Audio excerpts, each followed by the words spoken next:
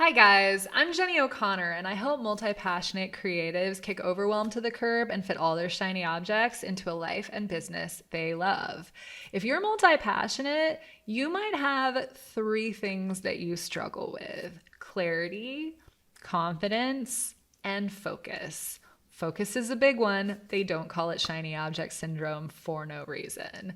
So if you struggle with focus, time management is a huge part of that because it's hard to stay on track and move the needle forward on our important projects if you're constantly being pulled off course by shiny objects, right?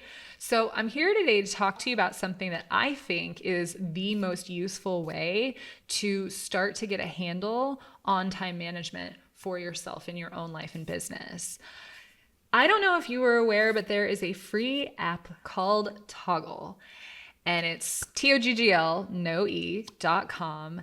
And it allows you to track your time from the moment you wake up until the moment you go to bed. Now, that may sound a little bit tedious, but you cannot improve what you do not measure. So trust me when I say this experiment will be illuminating for you. I recommend doing it for a minimum of 3 days, but ideally for an entire week.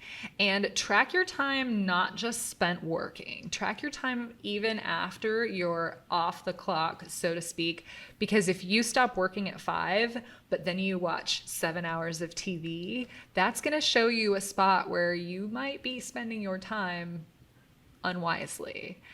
So do it for 3 days or a week, however long you can commit to, and then take the data points and run them through this analysis. There are 4 categories that I want you to put your data into. So for each line item, for every single task that you have performed over the course of those 3 days, determine whether it falls into one of these 4 categories: musts, wants, delegate, or delete. So musts are the things that only you can do. So if you work at a hospital and you are a heart surgeon and somebody comes in and they need an operation on their heart, that's a must because you are the only person who can do that thing. Wants are the fun ones, you guys. Wants are the ones that when I start working with clients, I see the least on their timesheet. These are the fun things, the things that you love doing. Very often they're not work related unless you happen to really, really love what you do for a living. So these are things like working out, getting a massage, getting a mani-pedi, sleeping in. Delegation is the 3rd category. And there's a couple of different kinds of delegation. There's delegation if you work in an office where you can just get a coworker or a colleague to do a task for you because you all kind of share work duties. That's simple delegation. If you work for yourself, there's outsourcing. So it's finding the things that you do every day that would be very easily given to somebody else and then just making a list of how to do those things bullet point by bullet point and passing them on to, say, a virtual assistant. There are 3 rules for when is a good time to outsource a task.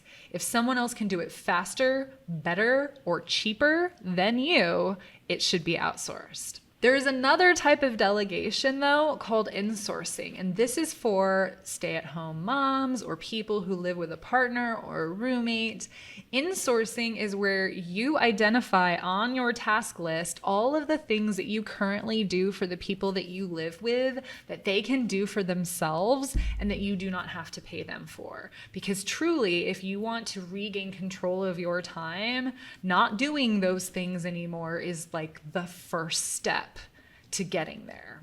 The last category is the delete or the reject category. This is a big one. There is so much that we do during the day that we could actually reject outright, or we could systematize it so that we could do it more efficiently. So a great example of this is multitasking. Reject multitasking outright because it is the biggest waste of time on earth. And I know not everybody agrees with that, but it is a proven fact that when we multitask, our productivity goes down by 40%. So delete it. Get rid of it once and for all. A partial reject or systematizing of something might be, I'm not going to go to the grocery store every single day. I'm going to invest an hour at the beginning of the week and make a list of everything I need for the entire week. And then I'm going to go to the store at that point and get it all at one time. Or even better, I'm going to go online and place an order and have someone deliver it to me. Like, think of the time that you will save if you don't have to go to the store and find parking and go in and wait in line. And then think of how much you'll save if you were doing that every single day or every other day. And you're no longer, like, you could probably get 4 hours, 5 hours back a week.